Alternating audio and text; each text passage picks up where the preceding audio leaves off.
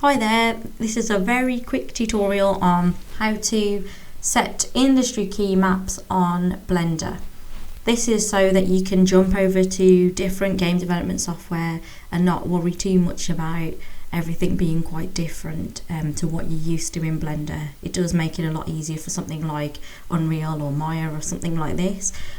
So it's probably a good one, I would say, if you are looking into game development or game art, to get used to Blender in this way. It might take a bit of time if you're very entrenched in the Blender way of doing things, and it is a bit sad for your favourite keys to go. But here we go. If you haven't set it on the original start screen when you first install Blender, because you do have an option for it there, if that's what you want to do straight off. If you're thinking about it later, though, you've already installed Blender, you've gone past that one, you just need to go to Edit and Preferences and then go to Keymap on the left, and up the top here it says Blender.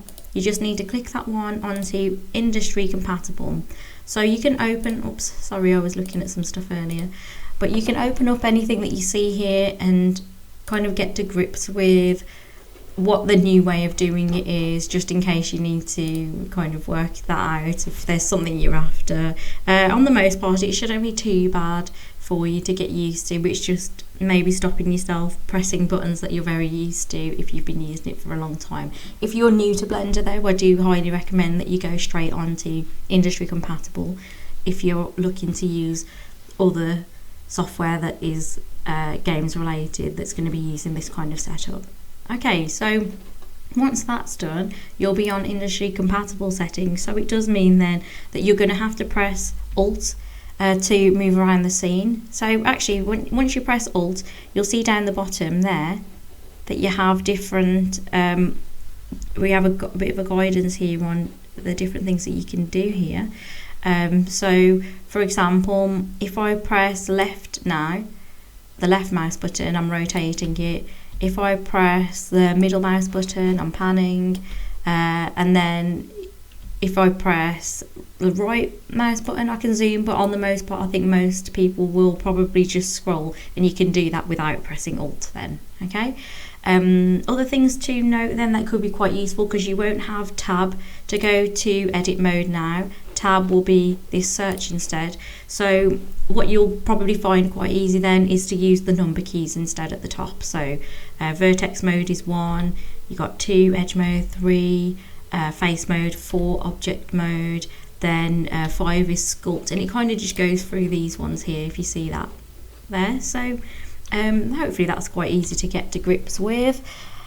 What else should we talk about? Another thing that I find is quite useful just to know is if you used to press L for selecting a sub selection. So we are just going to go into vertex mode for now by pressing 1, and here I'm in edit mode then.